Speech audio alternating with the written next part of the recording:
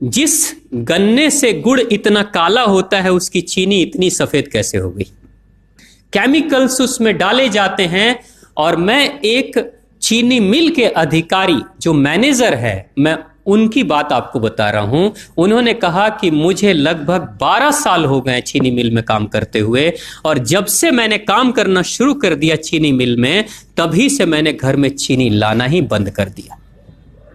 मैं तब से अपने बच्चों को चीनी खिलाता ही नहीं हूं, जबकि नौकरी से सैलरी वहीं से मिलती है, मगर चीनी नहीं। मैंने कहा कि आखिर कौन सी घटना घटी जिसके कारण से आपने ऐसा किया?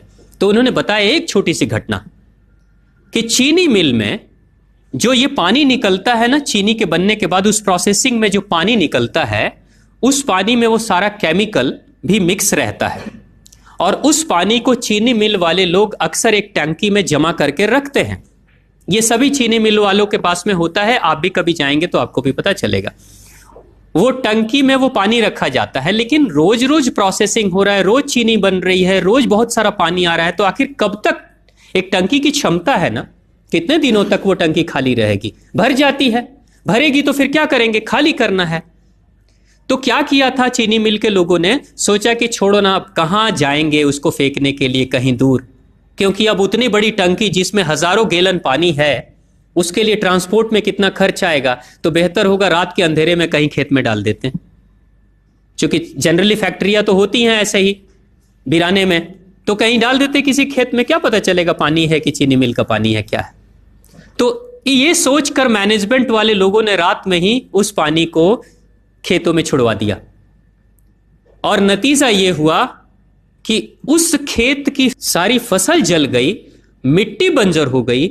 और जब किसान पता करने लगा कि आखिर क्या हुआ मेरे खेत में, जब चेकअप कराया वो मिट्टी का, तो पता चला कि इसमें तो चीनी मिल का जो वेस्ट मटेरियल है वो डाला गया है। तब उसको खबर मिली कि हाँ, किसी स्टाफ ने बताया कि हाँ, हमारे चीनी मिल से ही पानी डाला गया था आपके खेत में, और पूरी मिट्टी बंजर हो गई। उसने केस कर दिया और चीनी मिल वाले को मुआवजा देना पड़ा लाखों रुपए।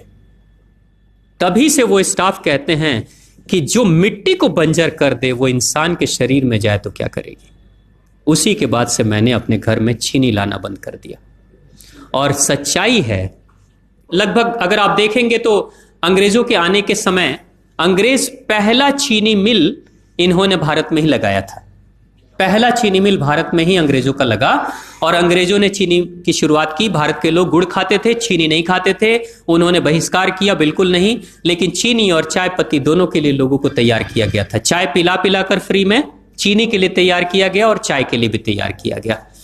अंग्रेज ने जब से यह शुरू किया है, और पिछले 50 वर्षों से हमारे समाज में चीनी खाने का प्रचलन बहुत तेजी से बढ़ा है, और उसी समय से भारत के लोगों के बच्चों के शरीर में कैल्शियम की कमी होनी शुरू हो गई है।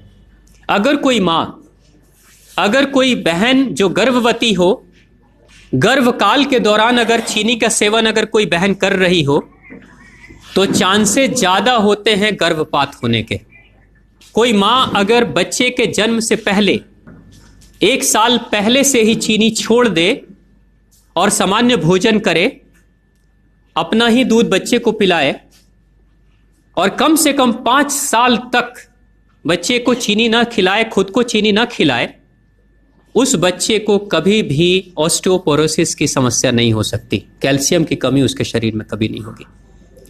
चीनी जब जाती है आपके शरीर में, तो बाहर जब निकलती है तो अकेले नहीं निकलती, कैल्शियम लेकर निकलती है। चीनी कैल्शियम लेकर निकलती है, हड्डियों को गलाकर निकलती है। और जिसके शरीर में कैल्शियम की कमी हो जाती है, उसके शरीर में मैग्नीशियम, पोटेशियम, आयरन सबकी कमी हो जाती है। कैल्शियम वो तत्व है कि जिसके शरीर में कम हो जाए, सारे तत्व कम हो जाएंगे, और कैल्शियम की कीमत पे चीनी हम खाते हैं।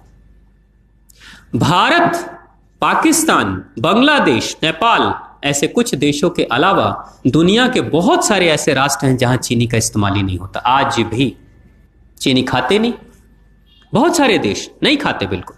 आप गुड़ खाया करिए, वो ज्यादा बेहतर है, चीनी को छोड़िए।